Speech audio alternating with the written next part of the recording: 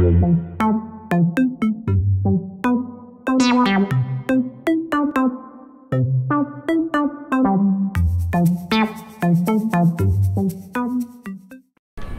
je suis Claire Rieux, je suis médecin et je suis actuellement directrice médicale de Médecins sans frontières.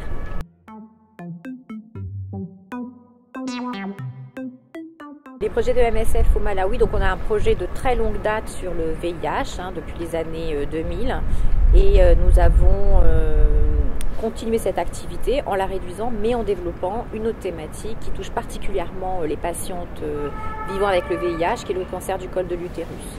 Puisque cette maladie est beaucoup plus fréquente chez les patients vivant avec le VIH, qu'elle survient plus jeune et qu'on a quand même des possibilités de la prévenir, soit par la vaccination, soit en faisant un dépistage et en traitant les lésions précancéreuses avant qu'elles ne deviennent cancéreuses.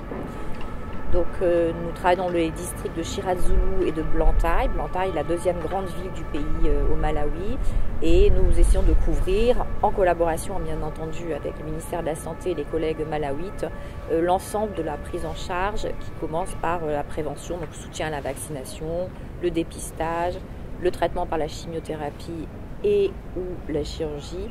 Malheureusement pas de radiothérapie pour l'instant, alors que c'est un traitement clé dans le cancer de l'utérus, car le pays n'a pour l'instant pas d'appareil de radiothérapie, mais des projets de mise en place qu'on va essayer aussi de soutenir et d'accompagner. Quel a été l'impact du Covid sur ces projets? Parce que j'ai pu voir dans la présentation qu'il y a eu des moments où est-ce que vous avez perdu en fait des personnes et rupture de suivi aussi à cause du Covid? Alors le Malawi a été très touché par plusieurs vagues épidémiques du Covid et lors de la première vague, donc en avril 2020, on a dû arrêter toutes les activités de dépistage. On estime qu'il y a un minimum de 7500 femmes qui pendant toute cette période, les 3 mois où on a arrêté, auraient pu venir se faire dépister, qui n'ont pas été. Et après, il y a eu quand même des impacts parce que les gens avaient peur d'aller dans des structures de santé, peur d'attraper le Covid. La vaccination aussi a été freinée, avec un peu une peur de la vaccination contre le Covid mélangée avec la vaccination contre le virus HPV. Donc oui, il y a eu un impact, je dirais, assez important. Et est-ce que MSF a d'autres projets de ce type ailleurs en Afrique? Oui, nous avons un projet au Mali, à Bamako, qui est dédié au cancer du col de l'utérus, mais également au cancer du sein, dans lequel nous couvrons aussi pas mal d'activités, de spectre d'activités. Nous commençons à lancer le dépistage du cancer du sein. On a fait Octobre Rose au Mali avec bien sûr tous nos partenaires, on a soutenu, je dirais plus exactement, avec tous nos partenaires maliens. Et ça a très bien marché. Et sinon, on a des activités de chimiothérapie, de soutien à la radiothérapie et surtout de prise en charge financière des patients. Et puis une grosse activité dans les 2 projets de soins palliatifs, car malheureusement les cancers sont souvent encore diagnostiqués trop tard.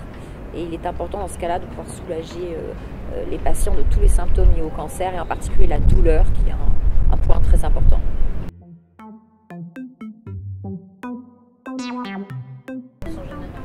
Je trouve que c'est très intéressant. Déjà parce que l'Afrique, les pays à ressources limitées sont extrêmement représentés. Donc c'est vraiment un lieu d'échange, un lieu où on peut à la fois discuter, mais à la fois aussi voir des présentations, une façon de voir. Je trouve qu'il y a un bon mélange entre les données cliniques, tout ce qui est sciences sociales qui nous apporte beaucoup.